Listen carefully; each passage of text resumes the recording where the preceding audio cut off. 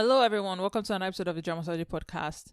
In this episode, I'm going to be covering my review of Our Unwritten Soul because honestly, I am hooked and that's all I want to talk about. So, over the weekend, episodes 7 and 8 aired and we got some interesting information, although I felt like this was a lot of filler, but I did not mind it. It still revealed a lot of things that I needed to know, and so I really enjoyed it. First of all, if you remember from last week, episode 6, Mire and the farmer are in the strawberry farm, and he mentions how like he doesn't mind the rumors going on around about them. And last week I mentioned that I just thought that nothing was gonna come out of that, because I just watched enough Korean dramas to know that it's not yet their time. And I was proven right. They kind of just gloss over that and don't really talk about it. But yeah, you can still see that they are getting closer. We now know that Ansejin used to be an asset manager, so I think he did investments and stuff like that. So he obviously had a bright, like, glamorous job before he decided to quit all that and come and work in the farm. And you can kind of tell from the way he talks, like he's kind of someone that looks like he doesn't really belong in that town. And that's actually factual because he's actually a big shot that had a lot going for him before coming to the strawberry farm. You see how he and Mireille bonds, which is good. I liked seeing that. They're getting closer and closer, and I just know that like when they finally like get together, it's going to be really good. Back in the city, Miji comes across this lady that claims she is Pasangyeon's wife, and you can tell Miji has no idea what is going on because again, Miji still doesn't know. Which I feel like I don't know if I believe in this plot points that they're trying to push, that like Miji just isn't aware of what's happening and she's not like curious enough to find out. It just doesn't strike me as being truthful. Like honestly, I feel like if it was me, I would go and figure out what is happening immediately, right? But in this, you just see her kind of like, there are moments where people say things that she'll be like, what do you mean? And she just like ignores it. And this is one of them, right? Where she meets Park Sang-yeon's wife. And it's obvious that something has been going on for a while. Our coworker has mentioned it once or twice. And she just never like looks more into it, right? And that just, I was like, ugh, But yeah, I get it. She wants to keep her sister's like life private. She doesn't feel the need to like be nosy. But honestly, you're living a life. You should at least know what you're getting yourself into, right? But yeah, I really liked when our friend came up and really pulled her out of that. Again, it's interesting, I mentioned this last week, that I like how this show gives people more character development, or they at least show us more to their character as time goes on. The friend I thought was going to be just a one-off, like a lot of characters, and just like other characters, she's actually here to stay, and you see kind of more about her and how she also discovered that Miria and Miji had swapped places, which again tells you that Miria and Miji are not as smart as they think they are on this, right? And so yeah, I liked how she's also able to like figure out each of them's like personality and figure out that like they are not the same people, right? And she really doesn't say anything about it until she has to, which is also shows that she's kind of a good friend, right?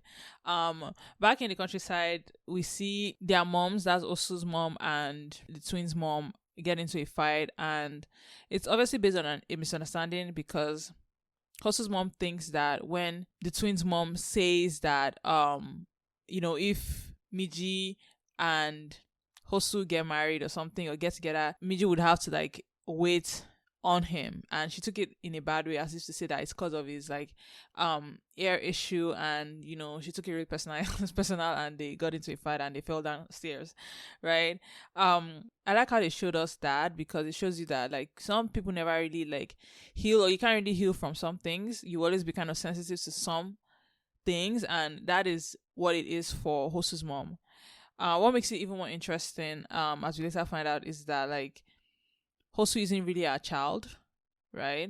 Hosu is a stepson, but she has taken it on herself to raise Hosu and sees him as a kid, right? I don't know why, maybe she just never wanted kids herself, she married late or something, but she doesn't have any other child, and Hosu is the one she considers a child again, because Hosu lost his dad in that car accident when they were really young, right? So she's one of those like selfless characters in this, and again, you just learn more about her and learn like how she and Hosu have kind of struggled with this dynamic that they have and trying to work on that. But you also see the bond that's grown from that, and them getting closer, and resolving kind of like lingering issues. So I really liked seeing that. It was kind of touching because there's just more to them than you assume, right? And I like how she confided that in the twins' mom, because like I said, I think that she's always wanted to be close to her in a way, and it's good to see their relationship kind of grow, right? Because they all have their issues, but like being able to talk to people or have people to talk to is very important. So I really like that as well. Moving on from that, one thing I really liked in this is that scene where everybody kind of meets one another, right? You see Hanseji meets Mireille, who is really Miji, right? And you see how they sit down for dinner and how Hanseji and who they think is Mireille get along, because that's really Miji, and they have very similar personalities, right? And it's very funny how kind of Hosu and Mireille are kind of jealous of that, right? Because they are more quiet and they are not like those two. But it's very funny, that scene. And I would say I find it interesting how Anseji was able to quickly figure out that it was actually Mireille he was with, right, and not Miji. And they never really show us like what makes him like have that realization. And maybe they'll show that in future, but it's funny how he like calls her by her name when she says like she's leaving and everything. And so yeah, it just goes to show you that like these two aren't slick, right? I am worried for the twins because it seems like everybody has figured this out, even Park Sang Young, because he knows, because I guess like Mireille would have divulged the fact that she was a twin, right? And that's something that will be an issue next week. Although I think that they're going to swap place before that test that we saw in the preview of episode 9. So we'll see if they catch them swapping roles or if Mireille would have swapped back by then.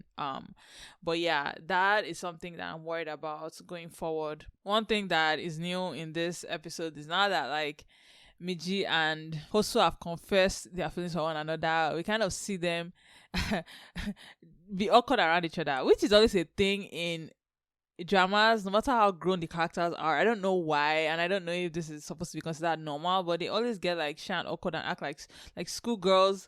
That in a way it makes no sense. But I guess it's for like dramatic effects. But yeah, they're kind of acting awkward around each other. Really, Miji is really acting awkward around Hosu, right? But I'm sure they'll get to a good place with that, and I'm sure they'll get more comfortable with one another as time goes on. But yeah, it's just funny to kind of see them like be awkward around each other because of that. Now on to the restaurant owner. There's still a mystery about who she is, whether she's the poet or the poet's friend, right? And obviously we can kind of tell that she's probably the poet's friend, and she's kind of illiterate, and has never really read, and so it's kind of obvious. So if they had to prove it, I feel like, right? And I really liked how the lawyer, that is Hosu's former boss, tells Osu, because I've always had this issue with Osu. I feel like it's very passive in a way, right? I like how he tells Osu that like sometimes you have to cross the line, right, to be able to help people, right? You can't just like be like, oh, they want to keep a secret, so I would like respect that, because he does that with Miji a while back, where Miji has kind of figured out that like the restaurant owner is obviously lying to them, right? He's like, yeah, but like there's a reason she wants to keep it a secret, and Miji's like, but she's lying, like we have to figure out why. And he's like, no, blah blah blah. And I get that he's a very respectful person, but at the same time the lawyer is right. It's probably given his role as someone who wants to help the restaurant owner, he has to know what she's hiding, because like as we've seen, clearly the lawyer, right, also former boss, has figured it out, or is about to figure it out, right? And it's going to be an issue that they're going to use against her when they want her land, right? So like him not knowing and them not talking about it is a problem. Like he needs to know to be able to help her, right? He's literally the lawyer. Like if there's no one you would tell anything, like you have to tell your lawyer, right? Always, right? Your lawyer, you have clients, lawyer confidentiality, as they say, right? So no matter what you say, like it's considered okay if you tell your lawyer, right? And anybody else, yeah, it doesn't matter, but yeah, you have to tell your lawyer. So I do like that he gave that advice to him, and I am happy that Hosu took that advice and is, willing to put in more effort to like figure out things, right? Even if you don't want him to, right? Because that is the sign of a good lawyer, right?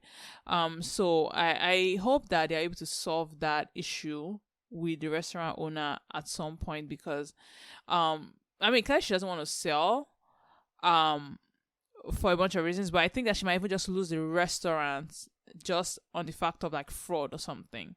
So also needs to buckle up, right, and start asking the real questions, right? Generally, these last episodes were great. I really liked it. Park Sang has been introduced, right? And we find out that he looks exactly like the twins' like dad, which is why Miri was very comfortable with him. But we find out that he's actually a piece of shit, right? And he is, working for the man. And I really hope that they're able to tackle it. I hope Miri especially is able to like confront this. Obviously with the help of her family and support and more just that emotional like backing, because she will need that. But I want it to be her that like helps herself through this, and I think Kansejin is going to be like helpful in this, because we see that someone comes to see him in the farm, like I think one of his old colleagues, so he's gonna go back and I think work, and that's their paths are going to cross again in the city. So we'll see how that goes, but I think she has more support now that like she will come out of this on top. But yeah, he needs to go. Like, he's such a piece of shit. Like, you can just tell. And I had my doubts when Miji was talking to him for a second there. I thought that, okay, this guy might be okay, but then you see that he's actually he's just a terrible person. So yeah, I want him to be brought down. And that his wife too. Oh, she was so condescending the way she was talking and everything. Like, oh, why haven't you quit yet? Like, what is your business? Like, but anyways, yeah. Generally, I'm excited for the direction of this. We also kind of realize, or at least this is my guess, that like Mire's colleague in that office that's been helping her, I think that he might be the sibling of the person that was actually sexually assaulted, right? That Mire was talking about, right? I think that might be his like connection to this whole thing. I don't think he's really on the side of like the Park Sang-young and all those things, because the way he answered the phone of like that he's like boss, it was like I was trying to find out more. So I don't think he's on their side. So I think he is going to end up helping Mire right down the line. But clearly people in the office don't know that he might be related to that other person that was like assaulted. I mean, this is my guess that is the person that he's related to. But yeah, we'll see how that goes. But yeah, I think that they have a stronger team now, and Mire is not going to be doing everything alone. So yeah, I am very excited to see how this will go. I am enjoying it very, very much. And yeah, that's really all I have in this episode. I am like really loving this, honestly. So yeah, until next week, I hope you guys have a lovely, lovely rest of your week. I know I will. So yeah, thank you guys so much for listening. See you again next week. Bye.